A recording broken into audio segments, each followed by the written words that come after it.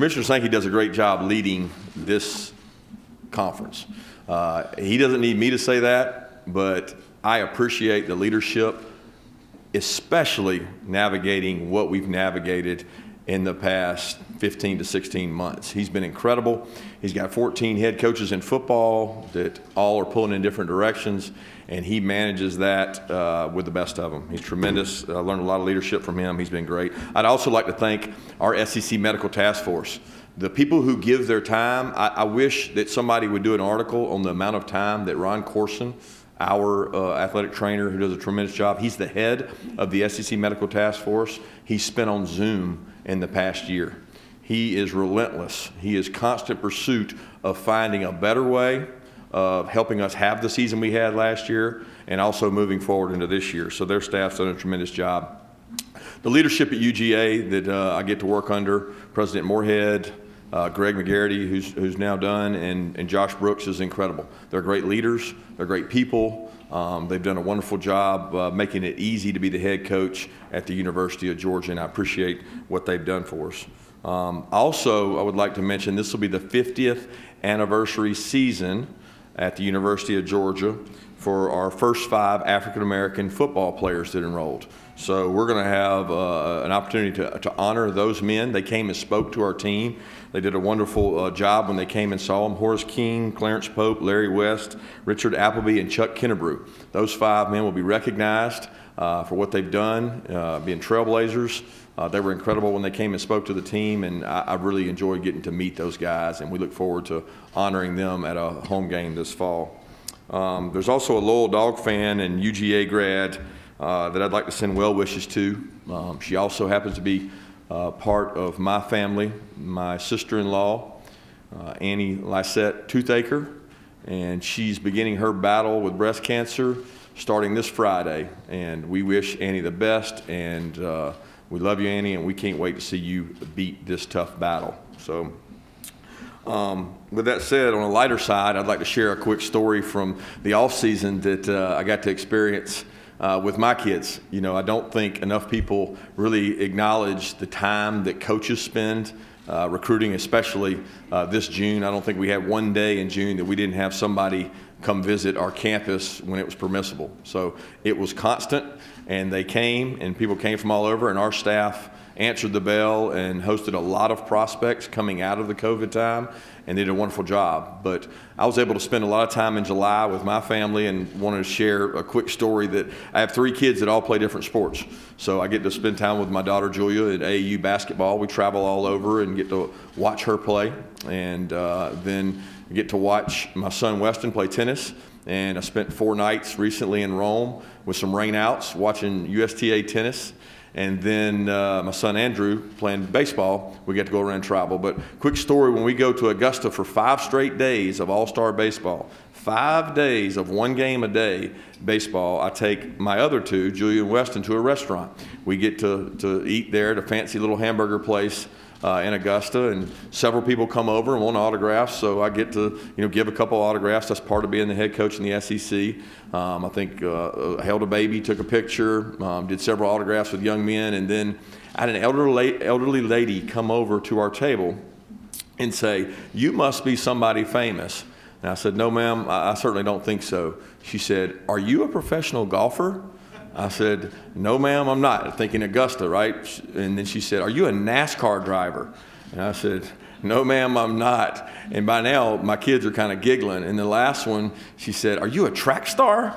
And my daughter almost spit out her food and just thought it was hilarious. And at this point, I said, "No, ma'am, I coach football at the University of Georgia." So I always say humility is a week away. So it was pretty humbling to have the elderly lady accuse me of being a NASCAR driver, golfer, and also a track star, which I couldn't be anything further from the truth. But I got to spend a lot of time with my kids. That's what it's all about to me, being with those children and being able to watch them play their sports. That's my passion. That's what I do in my free time when I'm not getting to recruit. So it's big. I got to do that. It's also important that our players see us as coaches as real men and fathers.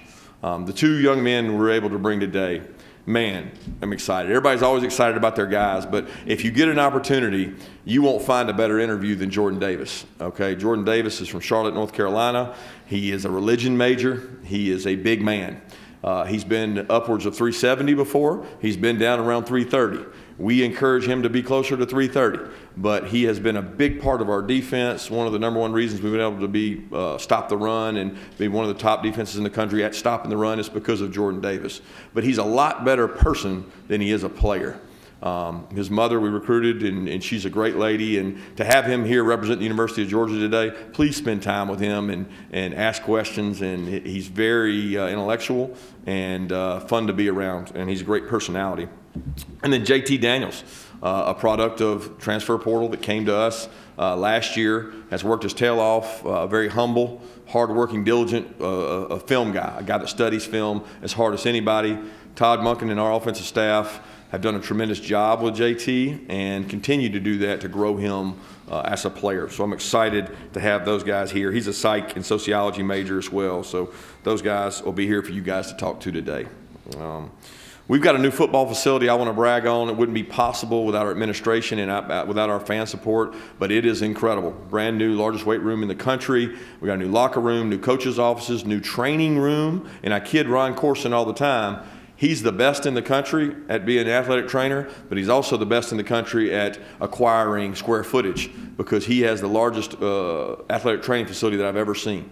And he's done an incredible job with our players, their rehab. And for you guys that don't know, most of our pro players now come back to work out and train with us, so they've got an unbelievable facility with which Ron can treat guys medically in, and we're ahead of the game when it comes to that. So I'm excited about that.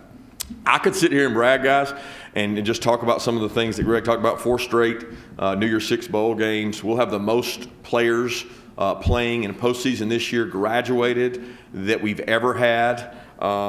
We've got 29 players drafted over the last 4 years. 9 last year was the most we've ever had. There's a lot of things that I can brag on, and you guys can print. But the one thing I want to drive home being up here is so important to me, the messaging that you understand. Our players collectively came together last year during a lot of the social inequities and injustices across the country, and they wanted to have a team meeting. And they wanted to bring about change. They wanted to be agents of change. And one of the things that spawned from this meeting was I kept preaching, I want some action. I don't want it just to be words. I just don't want it to be lip service. I want some form of action. And a group of our players said, let's form a group named Dogs for Pups. Cortez Hankton and Courtney Gay have headed up that group, Dogs for Pups, and they have been phenomenal in our community. Okay, a couple things they've done. I want to really hit home. They've raised over $100,000 for Wi-Fi in the Athens-Clarke County area, so that every child will have an opportunity to do online learning throughout the last year. A lot of kids at home don't have Wi-Fi, don't have that capacity. Our players did that, not anybody else, not the coaches. Nobody made them do it. They chose to do it. They had a food drive where they raised over 30,000 pounds of snacks and food for local community shelters and also kids in schools. They also raised $100,000 for Downtown Academy, which Greg mentioned, which underprivileged kids get to go to that school. And they continue to work today. When we left last week, they were going out and they read to 13 of the 14 elementary schools across Clarke County, promoting reading to these children. Okay, so all those accolades, all the great things we've been able to do at the University of Georgia, the thing I'm most proud of is what Dogs for Pups is doing. It's a nationally recognized kind of grassroots initiative that Cortez and Courtney have headed up and spearheaded, and that's one of the positive things that's come out of the conversations we were able to have last year and meaningful things that we were able to do. And I'm very proud of what those young men have done and continue to do. NIL. I'm going to talk about NIL without you guys raising the question, because I think it's important to understand. Our young men in the sport of football and all athletics really and student athletes are getting an opportunity that has not been afforded to anyone before them. You think back to the likes of a Hines Ward or a Champ Bailey at the University of Georgia, and A.J. Green, a Todd Gurley, what they would have been able to do with NIL. These young men and women have earned this opportunity. We are so excited for them. The opportunities are really limitless. I don't think personally that it's going to blow up college football or change anything substantially. What we have really been focused on is the education of our student athletes. okay? You are now putting on 18 to 21, 22-year-olds tremendous time demands, okay? They already have time management between being a student, being an athlete, and doing everything that we ask them to do. Now they have extra demands placed on them. We also have been very educating in selection process of what they choose to do. I think that's one of the key ingredients. I got a text from Quavo, who's an avid Georgia fan, and you'd think, wait, a lot of people in this room probably don't know who Quavo is. The first text I got was 2 weeks after NIL had started and said, Coach, please tell the players, be selective. Who they put their brand with. Don't just do anything. He used the term thirsty. Don't be thirsty, right? Be selective in what you do, selective in how you handle your branding. You've got tax issues now you've got to deal with. There's a lot of education that we're doing in-house to make this an advantage for our young men. And that's something that we continue to drive home with our players, and they understand. We got 2 young men today that are here. One has NIL deals, one that doesn't, and that's by their choice. And we know there may be inequities within positions and things, but our team is very confident that we will manage that, and that will not be a distraction during our off season. And I'm excited to see them handle that. Expectations. That's the next one. Got a quote for you here that I really think drives home what we think about expectations at University of Georgia. Success comes to those who are too busy to be looking for it. Say that again. Success comes to those who are too busy to be looking for it. That's Henry David Thoreau. And for me, that's it. I'm too busy working. I'm too busy trying to do the next thing. I'm too busy trying to take the next step to give our team a competitive advantage to really worry about expectations. That's you guys' question today. That's usually what people want to know about. But for me, I'm too busy working to worry about that. We want our team to think the same way. So we've taken a very introspective look this year. After the season last year, we did a lot of surveys and a lot of talking to our players. And one of the key words, the biggest theme came out was connection. You know, when you're on a Zoom with somebody, it's hard to have a connection. When you're not allowed to sit within 6 feet of somebody, it's hard to have a connection. We had some players that didn't even get to meet and know everybody on the team throughout the season because so much was done through Zoom and different methods of communication. So connection is one of the key ingredients for this team. We have been very intentional about it. We've given up football time. We've given up workout time to spend more time with each other. And that's beginning to pay off as we see it here in the summer with guys leading, guys getting in front of the group and leading skull sessions and being very active. So I'm excited about that part. Proud of the expectations for this team. Our team doesn't back down from those expectations. And then the next topic I'd like to hit on is vaccinations.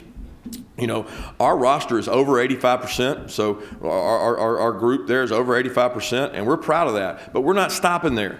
It's not about a number. It's not about a threshold. I think everybody wants to write who's over and who's under. What it's really about is being able to save our season, being able to keep our players safe. We want to keep our players safe. We want to keep our coaches and staff safe. We want to keep the family members of our players safe, and that comes through vaccinations.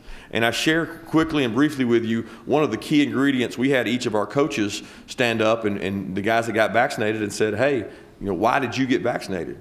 And Dale McGee, one of our African-American coaches and running back coach, did a tremendous job. It moved me to hear him speak to our team and say, guys, I'm from the same community you are. I got my vaccine for 3 reasons, okay? Primary reason, I want to spend time around my family. He wants to spend time around his dad, his father. He wants to be around his family and be safe to do that. That's the primary reason he got it. Second reason, he wanted to be a pillar in the community. He wanted to be a representative in the community. He wanted to show the people in his community where he's from that it's safe and be a role model to do it. And the third, probably most important, is he had COVID before, and he didn't want to go through it again. And for our players to hear that coming from Dale McGee, that was very impactful. And Ron Corson and his staff have done a tremendous job. I mean, I know I keep mentioning Ron Corson, but over the last year, he is the MVP because we are where we are and we are moving forward because we're not stopping just because you get over 85%. We're trying to keep our team safe, keep our team at a competitive advantage so that we don't lose playing time with our players. So with that, I'll open it up for questions. I know I didn't talk much about the depth charts in the team, but I know you guys will ask those questions. Thank you, Coach. If you have a question, please raise your hand. We have Abby, Christian, and Catherine we'll get a microphone to you, and then we'll go ahead and start with questions. So we'll start over here on the front row here on the left with Tom. Hey, Kirby. Tom Murphy, Arkansas Democrat-Gazette. Through your introspection and self-evaluation of last season, where do you need to be better to win the East this year?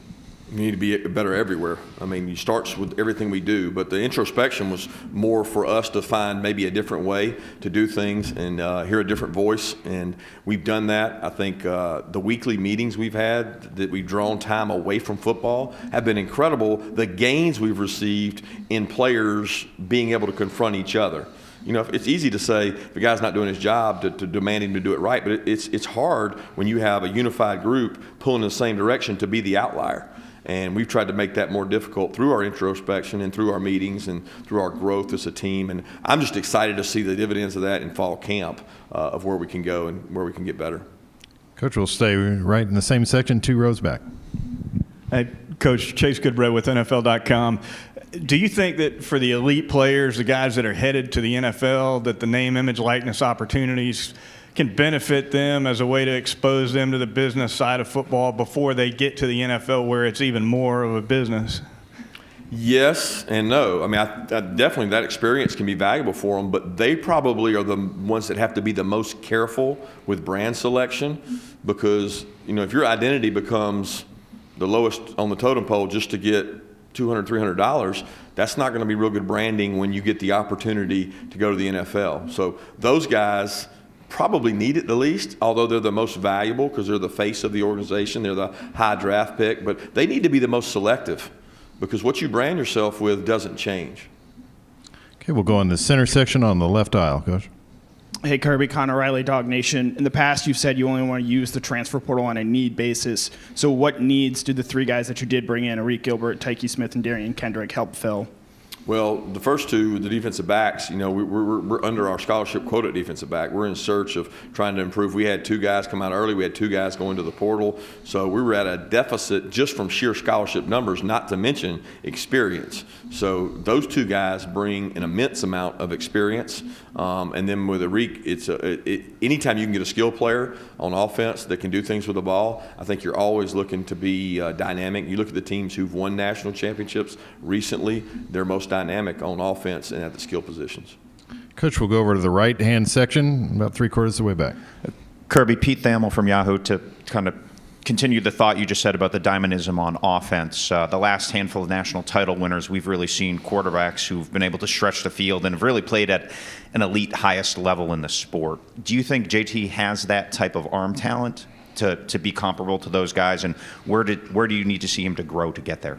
Absolutely, he has that arm talent. I actually don't think that arm talent is the number one quality for being a great quarterback. There's a lot that goes into being an elite quarterback. The 2 guys that were the last 2 years national champions, they were really good quarterbacks. They were great decision makers. They were actually better athletes than people give them credit for. The decision-making process, touchdown to interception ratio, protecting the ball, using your playmakers, which both had really good playmakers around them. JT has those skill sets. You know, Coach Monken has that experience doing it in the NFL. I mean, with Tampa Bay, they led the league in passing. So we have the recipe for those things. We got to stay healthy. We got to protect the quarterback, and we got to find some more skill players to make plays for us. Coach, we'll go back over to the left section. Coach, over here, Joe Goodman, AL.com. I was wondering if you could tell me the story of how you became to have the cell phone number of Quavo. And then, and secondly, another question. The NIL, how has that changed recruiting so far? And have you seen a trickle-down effect to high school? Haven't seen a trickle-down effect to high school. Has it affected recruiting? It's a discussion, but how has it affected recruiting? I don't think it's impacted recruiting, especially when you talk about SEC versus SEC recruiting. We're under very similar parameters in terms of that, so it doesn't make for a competitive advantage. I think the biggest concern, and I think Commissioner Sankey hit on it yesterday, is federal legislation would be nice, because if you looked and you combed across the country, not everybody's playing by the same rules. In other words, some schools are allowed to arrange deals Some schools are not allowed to arrange deals. In the SEC, our footprint has been very simplified, and the competitive balance is there. So there's not a distinct advantage. That's not necessarily true across the country. So it has not affected recruiting in a grand way. Does that change as more deals come out? Possibly. As far as Quavo, that started back around the playoff run, national championship run. He reached out, communicated through a couple of our players. He's come and spoke to our team before, so I have a lot of cell phone numbers in my phone. Coach, we'll go right in front of me about 3/4 of the way back, middle section. Hey, Coach, Jay Crane from the J-Boy Show. Can you just talk about the importance of having a spring practice and a summer when the team is really formed, as opposed to kind of last year with the craziness of not having the whole team be able to go to a full spring and a summer to bring the group together? Yeah, I can't even put that into words. I mean, I think the biggest difference is spring practice. You know, having spring practice and the summer workout program that is traditional in terms of conditioning, getting yourself ready for the heat. We didn't even have that last year. So you can't even put a measurement on that, not to mention a new quarterback with a new coordinator. So it was extremely different. And you don't appreciate spring practice till you don't have it. Let's just say that. A lot of states in the United States don't have spring practice for their high school programs. So the development of those young men is impacted. The footprint of the SEC, almost every state has spring practice, and you can see why in the roster that we have with the young guys who've been impacted of having a spring practice. I'm talking about mid-years and players last year that didn't get it. Coach, we'll go over to the right side again, to the near aisle. Hey, Kirby, Jed May of UGAsports.com. Sort of speaking on that spring practice thing, how have you seen the relationship between JT and Todd Monken grow this, in a somewhat normal offseason? And, how critical is that relationship, especially between a quarterback and an offensive coordinator? Well, it's the biggest relationship there is because it's not a set of positions. Every other position has multiple starters, different guys that play. At quarterback, it's not typically that way. So whoever your starting quarterback is, he has to have direct communication. You treat a quarterback different at times. You give him lines of communication to tell you things he likes and doesn't like. And they have that. Todd does a great job speaking with JT, and JT understands what he likes to do. JT does a great job of making sure that he's keeping skill players accountable for what they have to do and demanding that there's excellence. I mean, I appreciate the thought that JT puts into the game plan. I appreciate the thought that he puts into the guys playing positions around him. That shows that he's a true quarterback and a true leader. Coach, we'll go right in front of me, 3 rows back. Hey, Kirby, Jordan Hill with Opelika Auburn News. I want to ask about Mike Bobo. Just what's that relationship been like going back to y'all's playing days together? And what do you think Auburn is getting with him being the offensive coordinator and quarterbacks coach? Mike and I have a relationship that goes really far back. Both our fathers were high school coaches, crosstown rivals, and we grew up kind of competing against each other and then got to live together in college. So he's a dear friend and close to their family, and excited for him to be back in the SEC. I think he makes the SEC a better conference, and glad to get him back this way. Okay, we'll stay in that same section right next door. Go ahead. Hey, Coach. Ben Portnoy with the State newspaper. Obviously, Shane Beamer was on your staff for a couple of years. What do you remember most about Shane as an assistant and working with you, and now seeing him on the head coaching stage as well? Just kind of what comes to mind, and what is that like to see?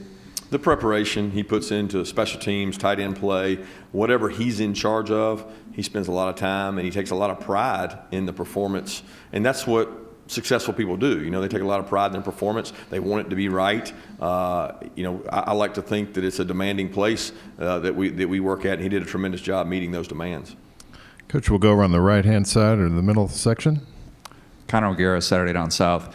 Kirby, can you explain kind of the backstory of Jordan Davis deciding to come back to school? Because I think there was a lot of people who watched the Peach Bowl and assumed that after the performance he had that he would go off to the NFL.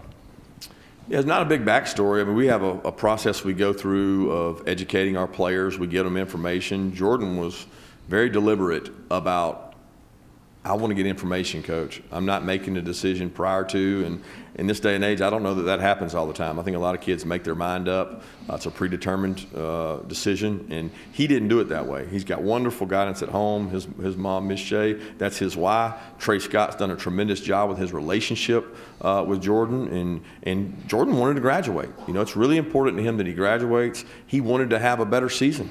He wanted an opportunity to do what so many other SEC players have been able to do, to move up And a lot of times the financial reward for moving up is greater than going right where he is. And he enjoys the college game, and I think he's excited about playing in Charlotte. You know, he gets to go back to his hometown and open this season there.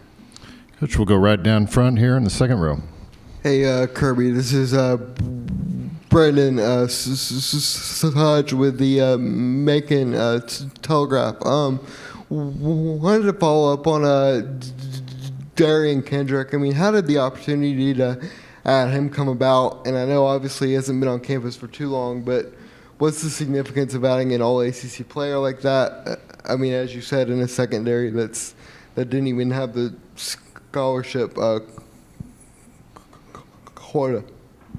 Yeah, DK is a kid that we knew through recruiting. We recruited him at University of Georgia, but Coach Muschamp also recruited him at South Carolina. So both of us felt like we had a good feel for his family and his dynamic there. And he's a young man that comes from a program that's been very successful, and he's played and had a lot of experience. And when you look at what the portal took away from us and we lost, we were able to gain as well. And I think that's an interesting situation when you look across the board at what's going to happen to the future of college football, whether it be NIL, combination of portal, of the haves and have-nots, and that line of parity separating even more, because we were able to get a guy that had a lot of great experience playing, and we needed someone at that position, having lost 4 DBs that all got drafted. It was a dynamic situation that we had to replace. Okay, we'll take one last question. Center section on the left aisle. Gianna Hahn, AL.com. Demetrius Robertson headed over to Auburn. What are they getting out of him as a player, and are you looking forward to seeing him again during the season?